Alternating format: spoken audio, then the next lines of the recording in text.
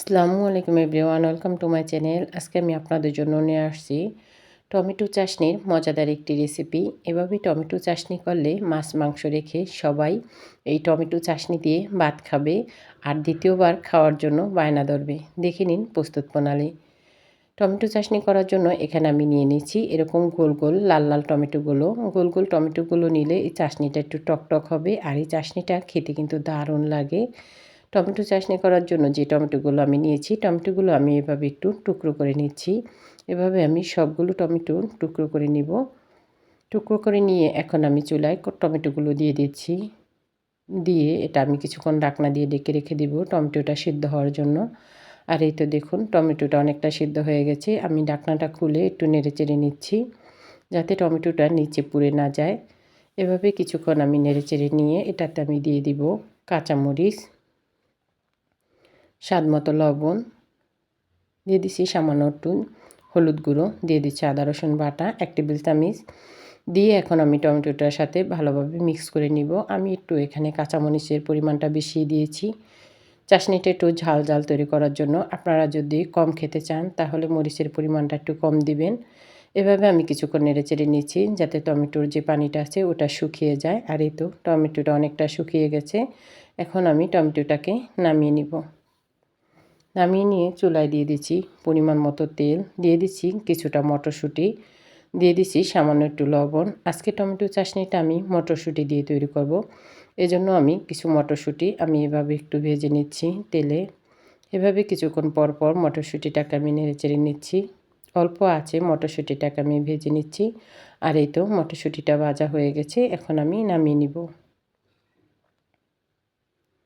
নামিয়ে নিয়ে ওই তেলেই আমি দিয়ে দিচ্ছি কিছুটা পেঁয়াজ কুচি। এই টমেটো চাশনিটা পেঁয়াজের পরিমাণটা একটু বেশি দিলে চাশনিটা খেতে ভালো লাগে। আর এই তো আমি পেঁয়াজগুলোকে একটু ভেজে নিচ্ছি। পেঁয়াজটা হালকা হয়ে আসা পর্যন্ত আমি অপেক্ষা করব।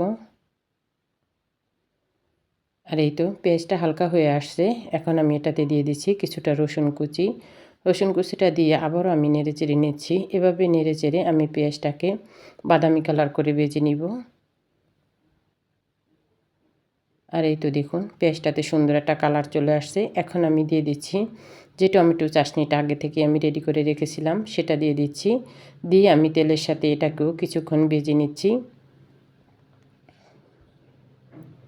আর এই তো দেখুন এভাবে নেড়েচেড়ে আমি কিছুক্ষণ তেলের সাথে এই টমেটোটাকে ভেজে নিয়ে এখন এটাতে আমি দিয়ে দিচ্ছি ডিম।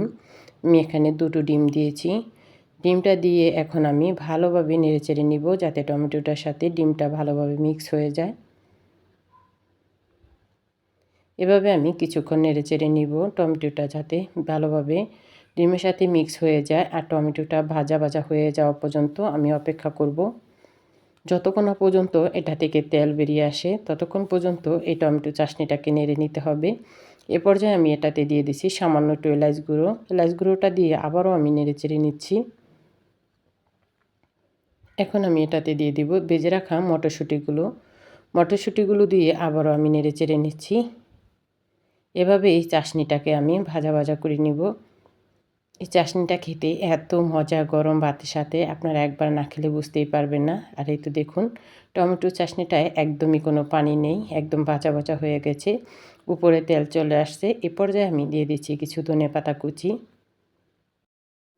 ধনেপাতা কুচিটা দিয়ে আবারও আমি কিছুক্ষণ নেড়েচেড়ে নিব যতক্ষণ না পর্যন্ত এই টমেটো চাশনিটা থেকে সুন্দর একটা ভাজা ভাজা ফ্লেভার চলে আসে। আর এই তো দেখুন আমি কিছুক্ষণ নেড়েচেড়ে নিয়েছি, টমেটো চাশনিটা একদম ভাজা ভাজা হয়ে গেছে, উপরে তেল চলে আসছে। আমি একটু দেখিয়ে দিচ্ছি। এখন আমি টমেটো চাশনিটাকে নামিয়ে নিব। আর দেখুন মাশাআল্লাহ টমেটো চাশনিটা দেখতে কতটা লোভনীয় হয়েছে। এই টমেটো চাশনিটা দেখতে যেমন সুন্দর হয়েছে খেতেও কিন্তু দারুণ হয়েছে। গরম ভাতের সাথে এই টমেটো চাশনিটা অসাধারণ একটি রেসিপি। আপনারা একবার হলো এই টমেটো চাশনিটা বাসায় তৈরি করবেন। সবাই ভালো থাকবেন। আল্লাহ হাফেজ সবাইকে।